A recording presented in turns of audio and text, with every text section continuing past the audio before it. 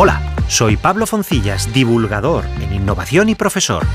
Bienvenido a Viajando al Futuro, un podcast que está en el cruce de caminos entre pensar y pasarlo bien. Un programa sobre el futuro con las mentes más brillantes del presente. Esto es lo que me pasó en el último capítulo. Perdona, Doc, tengo que cogerlo. No sabía que había roaming también viajando en el tiempo. Hola, Pablo, ¿cómo estás? ¿Cómo llevas la conferencia sobre el futuro? ¿Faltan solo unos pocos días? Bien. Ahora estoy, ¿cómo lo diría? Acabándome de documentar un poco. Quería darle unos últimos toques. ¿Y dónde te estás documentando? Pues en una biblioteca. Mucho ruido oigo yo para una biblioteca, ¿no? Precisamente ahora tengo que colgar. Que piden silencio, ya te llamaré. En fin, más vale que siga consiguiendo información. Ahora me gustaría saber cuáles son las demandas de empleo en 2050. Psicólogo... ¿de robots?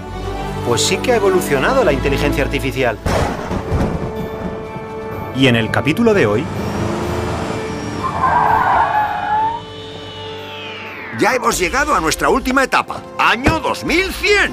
Me pregunto qué novedades me encontraré en esta última visita al futuro. Parece que se oyen voces en ese edificio. Es una cantina, como en los viejos tiempos. Si te parece, podemos ir a tomar algo. ¡Vaya ambientazo! Pero seguro que son humanos. Veo gente como muy rara. Mira, fíjate ahí. Hay uno con una antena en la cabeza. Otro con un brazo robotizado. Y mira esa chica. Está hablando con su mano como si fuera el móvil. Solo me falta encontrarme a Han Solo y a Chewbacca para que sea como la escena de la cantina de la Guerra de las Galaxias. Tú. ¿De dónde sales? Tienes un aspecto muy raro. ¿Raro yo? Si lo más raro que llevo son las gafas de pasta. ¿Qué está pasando aquí? Es el transhumanismo. La gente ha evolucionado incorporando la tecnología en su cuerpo. Ya no son Homo sapiens, son Homo tecnológicos. Impresionante. O sea, que de aquí a unos años podré pagar con la palma de la mano. O también me podré orientar perfectamente porque tendré un geolocalizador en el cerebro. Eso sí que es vencer los propios límites. Perdón, amigo, vamos a llevarnos bien. Te invito a una ronda. Aquí tienes. Vigila, me lo has tirado encima. Lo siento, errar es humano. Digo, transhumano.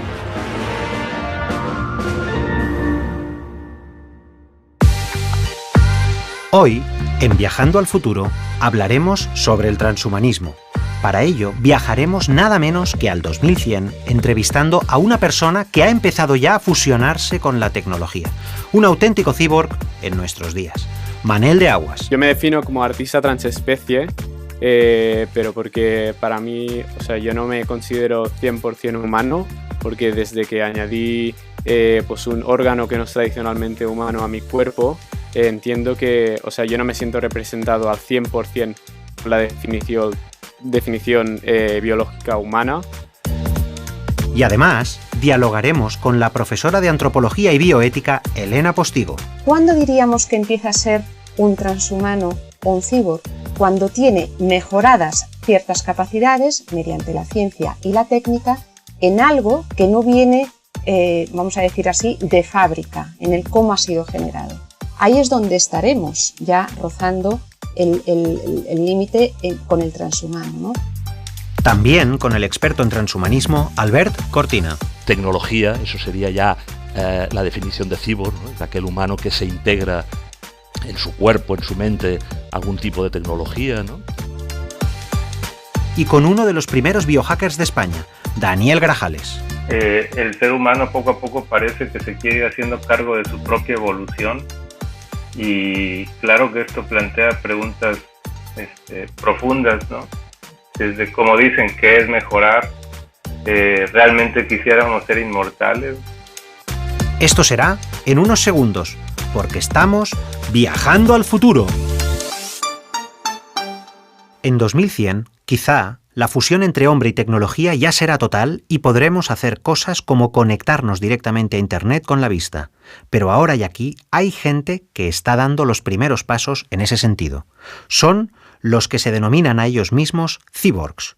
Hoy voy a expandir mi propia noción sobre el ser humano hablando con Manel de Aguas. Manel de Aguas, cyborg, cofundador de la asociación Transpecies Society, un proyecto de la Cyber Foundation para dar voz a las identidades no humanas. Parte de su obra está inspirada por un sensor que le permite captar la presión atmosférica. Yo desde hace 3 años que empecé con la creación de un nuevo órgano sensorial cibernético que me permitiera conectarme al tiempo atmosférico. Y bueno, a día de hoy he llegado a tener como 3 versiones del órgano, pero a día de hoy tengo al lado y lado de mi cabeza 2 aletas inspiradas en las aletas de los peces que me permiten escuchar a través de unos implantes la temperatura, la humedad y la presión atmosférica. Todo esto a través de sonido que viaja a través del hueso, a través de un sistema que se llama sonido por conducción ósea. Yo me defino como artista transespecie, pero porque para mí, o sea, yo no me considero 100% humano, porque desde que añadí pues un órgano que no es tradicionalmente humano a mi cuerpo, entiendo que, o sea, yo no me siento representado al 100% por la definición biológica humana. Escuchando a Manuel de Aguas, lo primero que me llama la atención es su asertivo discurso.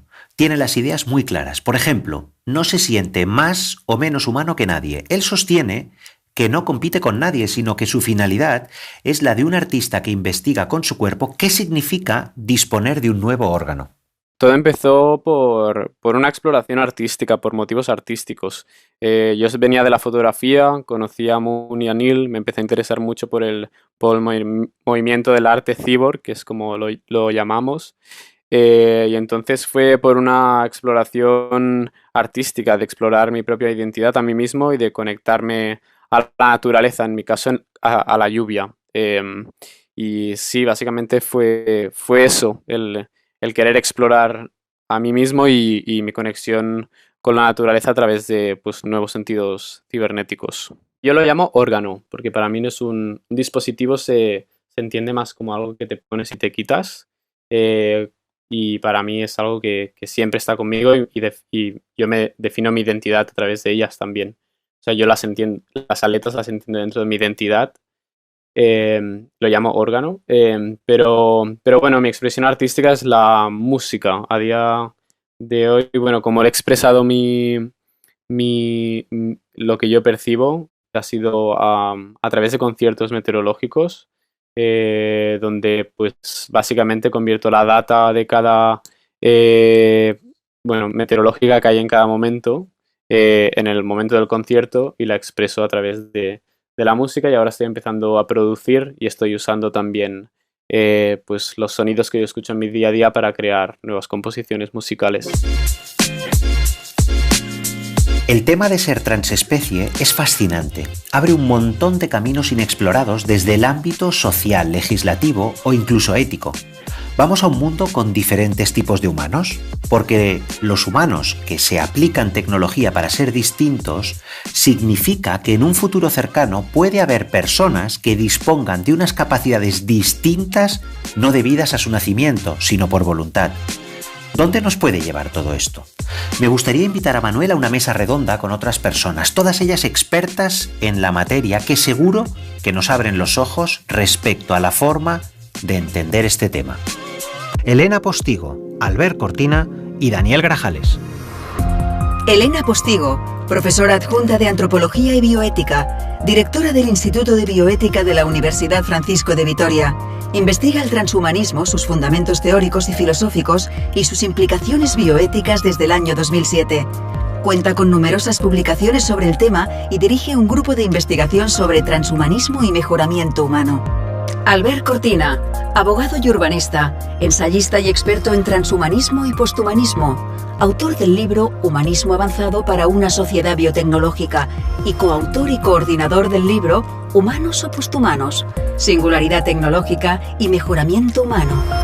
Daniel Grajales, doctor por el Instituto Catalán de Nanociencia y Nanotecnología del Consejo Superior de Investigaciones Científicas, donde trabajó con biosensores.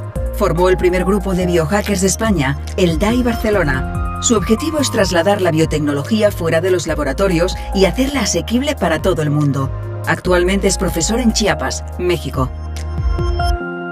¿Es lo mismo un cyborg que un transhumano? Hombre, a mí me ha interesado muchísimo la experiencia de Manel porque veo que desde un discurso individual, ¿no? Una opción de identidad, el no sentirse 100% humano, permite entender pues también un colectivo, ¿no? Una comunidad cibor o transespecie, y saltar incluso a esta visión del transhumanismo que va más allá, ¿no? Y que está pensando en la evolución de la propia humanidad, ¿no?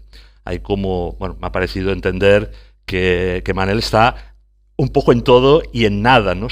No se siente 100% humano, quiere potenciar algunas de sus capacidades, ¿no? Y por tanto ahí se ha implementado y se ha integrado tecnología. Eso sería ya la definición de cibor, ¿no? Es aquel humano que se integra en su cuerpo, en su mente, algún tipo de tecnología, ¿no?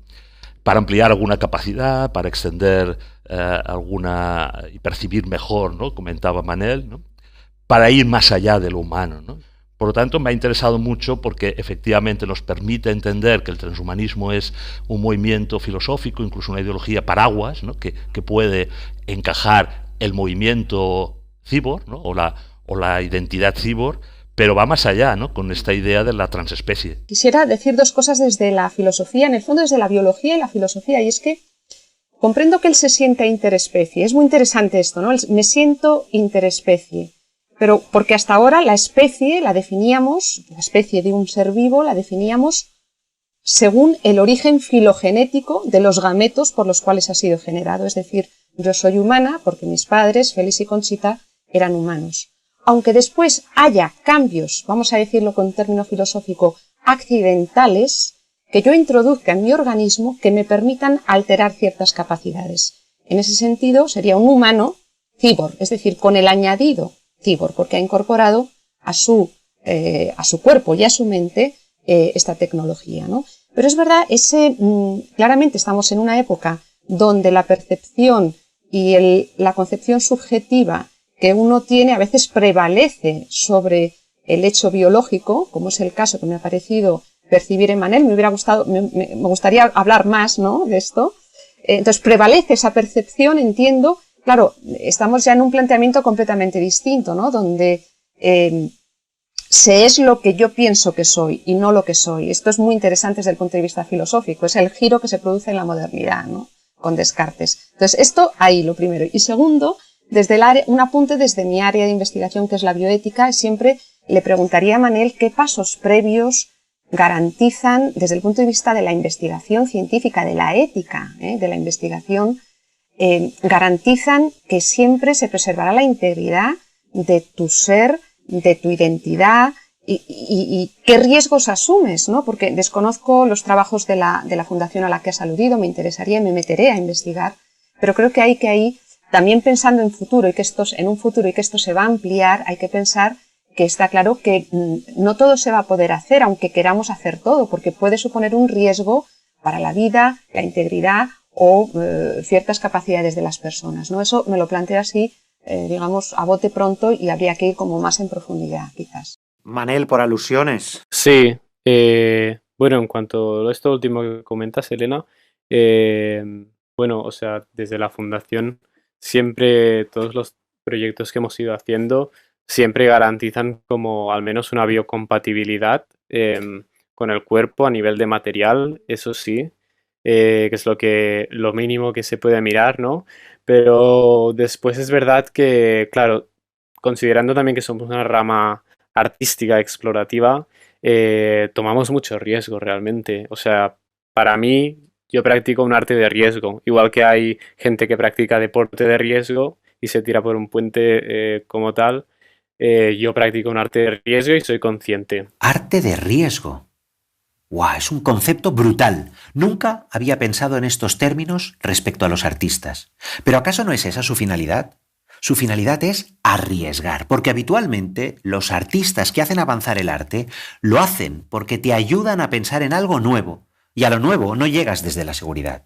¿Y dónde está entonces el límite a esta exploración para Manuel? La única cosa que no traspasamos, digamos, es el modificar a otro ser vivo. O sea, nosotros nos modificamos cada uno, nosotros porque queremos, pero lo único que no se traspasa es el modificar a alguien ajeno, o sea, alguien que no eres tú, que no has decidido tú.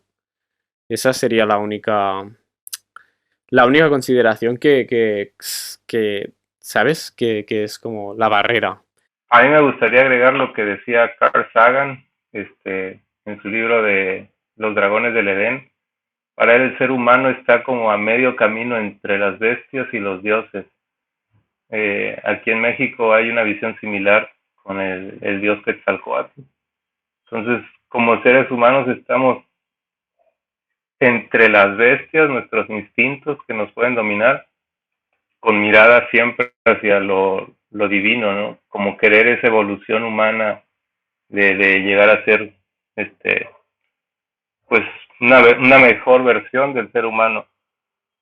Y creo que en el transhumanismo creo que abraza un poco eso, como querer buscar nuestra evolución de conciencia, ampliar sentidos, ampliar la mente.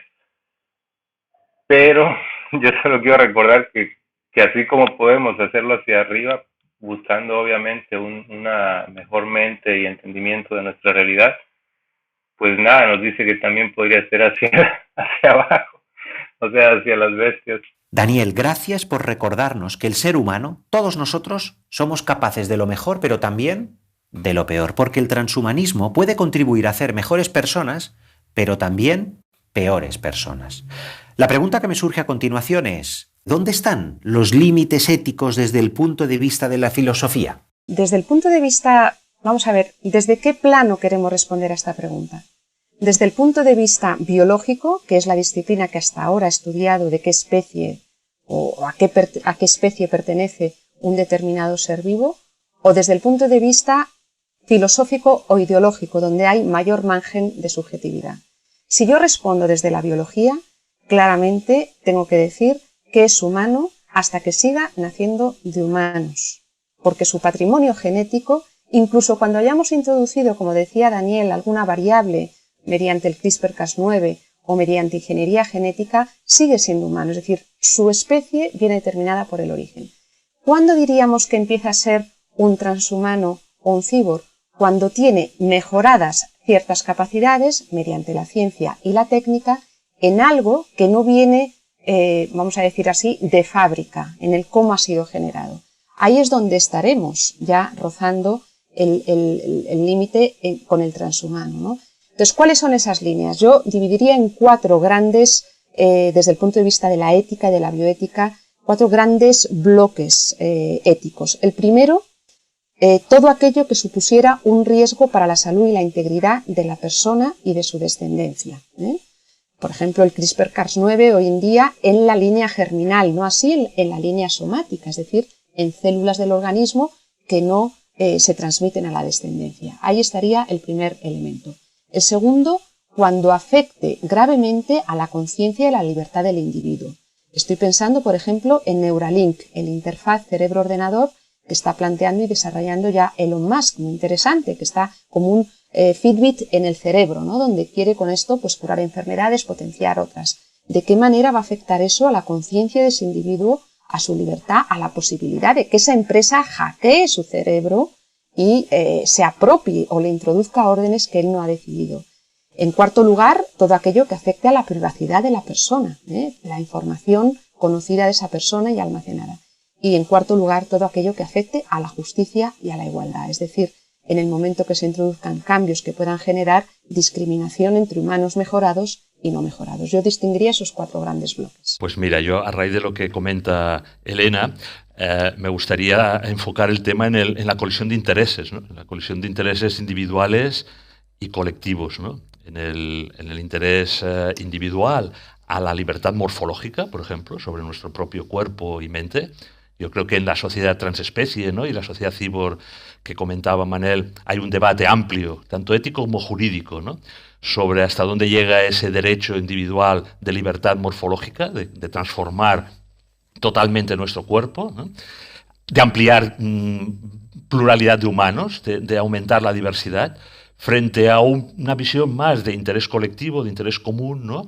De qué conviene o no al colectivo humanidad, ¿no? A la especie humana, cómo lo abordamos desde el bien común y por tanto ese factor de mi deseo es ley, es decir, yo quiero transformar mi cuerpo individualmente, autónomamente, desde una ética absolutamente individual para mejorarlo, para etcétera, ¿no? Lo que hemos dicho antes, potenciarlo, etcétera, y quiero que se regulen unos derechos humanos, cíborgs o posthumanos en la línea de mi deseo, o bien, desde otro punto de vista, vemos como explicaba ahora muy bien Elena, ¿no?, cuáles van a ser las consecuencias en las generaciones futuras, ¿no?, de estas tecnologías tanto cibernéticas como biotecnológicas, de línea germinal, en la descendencia, en el conjunto de la especie, en ese aparente mejoramiento de la especie humana, ¿no? Claro, en esa colisión de intereses, de conflictos, de posibles desigualdades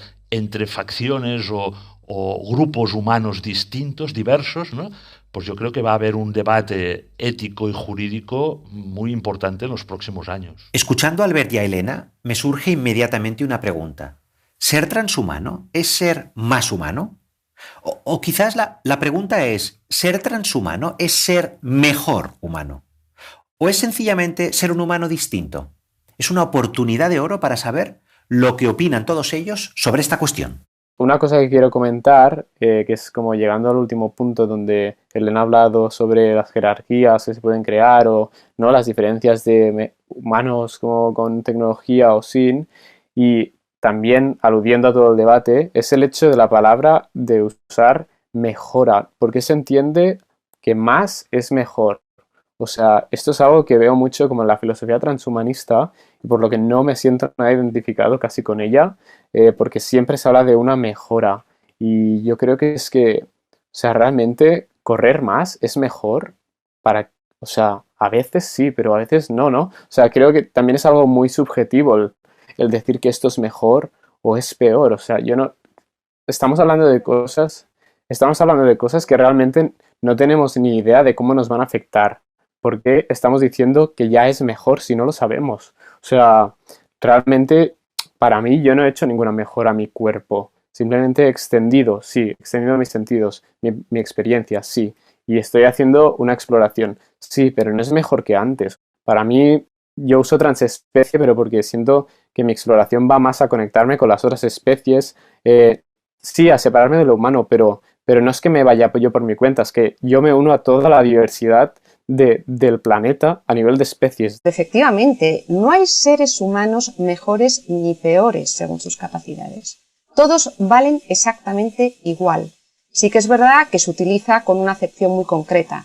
Capacidades mejoradas respecto a la normalidad de los humanos. Pero claro, esta normalidad, entre comillas, que determina la OMS, según la capacidad auditiva, que se determina según distintos criterios médicos, va a variar. Es decir, el límite entre lo mejor va a variar. Por tanto, comparto contigo que es una terminología inadecuada. Nadie es mejor ni peor por tener mejores genes ni peores genes. Y en esto soy muy crítica con el transhumanismo, sobre todo por el reduccionismo que hace de lo humano a lo biofísico. Lo humano es mucho más. Daniel, entonces, ¿qué es mejorar? Por ejemplo, ¿ser inmortal es mejor? Creo que el siglo pasado fue el siglo de la ciencia, ¿no?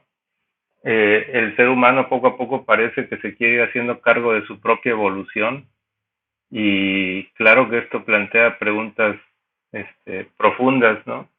Desde, como dicen, ¿qué es mejorar? ¿Realmente quisiéramos ser inmortales con todo lo que ello implica? Ya el siglo pasado se empezó a ver, por ejemplo, en cuanto a la modificación del género humano a través de la ciencia, bueno, los transgéneros, transexuales, etcétera. Y ahora parece que vamos hacia el transhumano, ¿no? Hacia dónde queremos llegar. Creo que por eso es importante tener este marco de referencia ética que plantea Elena.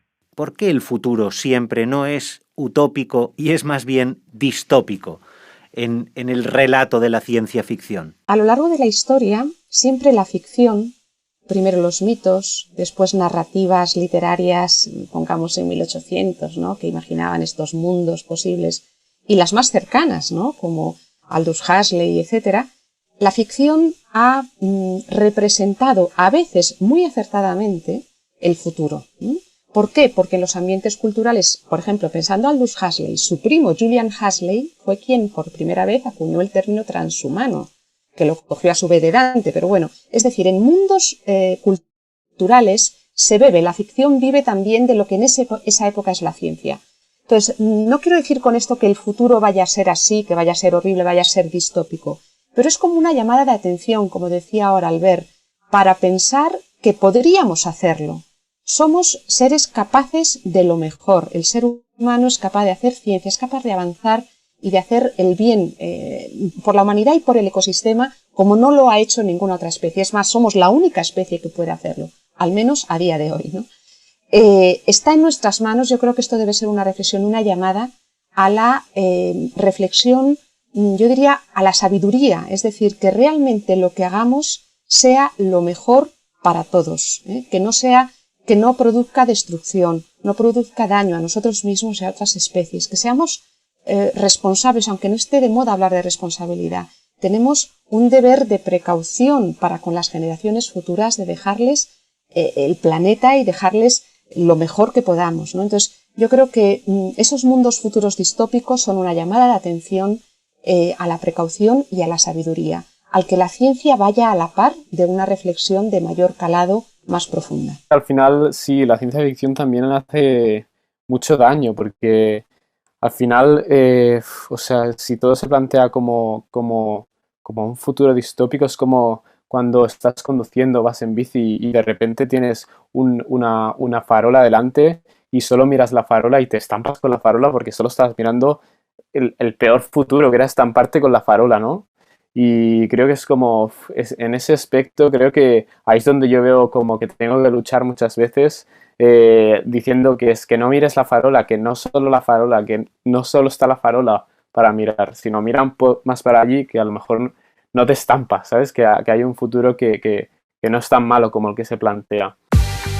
El transhumanismo no es una frivolidad, es un movimiento cultural e intelectual que busca transformar la condición humana mediante la tecnología para mejorar y ampliar las limitaciones de nuestro organismo, tanto a nivel físico como psicológico e intelectual. Esto nos hace preguntarnos qué es la especie humana y qué pasará si un día dejamos de serlo. ¿Perderemos algunas de las cosas que nos caracterizan? ¿Seremos mejores? ¿O por el contrario, perderemos humanidad con todo lo que ello representa? ¿Nuestras debilidades, nuestras carencias, no deberían formar parte también de nosotros, de nuestra esencia? ¿O solo son prejuicios absurdos que la tecnología se encargará de descartar? Lo que está claro es que los humanos, desde nuestro nacimiento como especie, estamos permanentemente en transición. Y ahora estamos en transición hacia algo que todavía no sabemos qué es, aunque disponemos de pistas para interpretarlo. De momento, no podemos estar 100% seguros de todo. Al fin y al cabo, no hay nada más humano que dudar.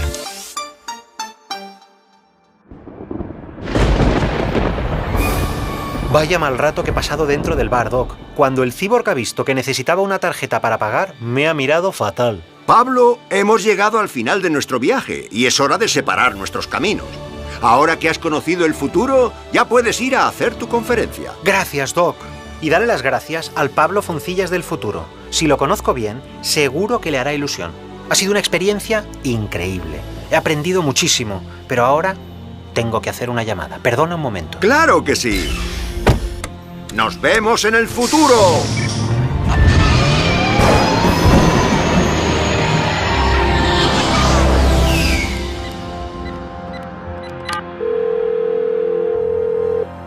Hola Pablo, por fin.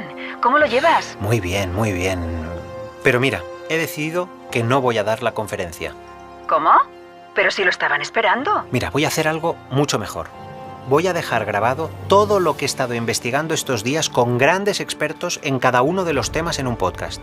Se llamará Viajando al Futuro. Y si alguien quiere saber cómo será el futuro, en lugar de escucharme a mí, puede ir a consultarlo ahí. Mucho mejor escuchar a los verdaderos expertos que a mí hablando delante de un micro. Además, no tengo ganas de ir a Cambridge. Creo que últimamente ya he viajado bastante. Pues está bien. Me parece una buena idea. ¿Estás convencido? Yo creo que, por una vez, me atrevo a adelantarme al futuro y a decir que esto saldrá bien.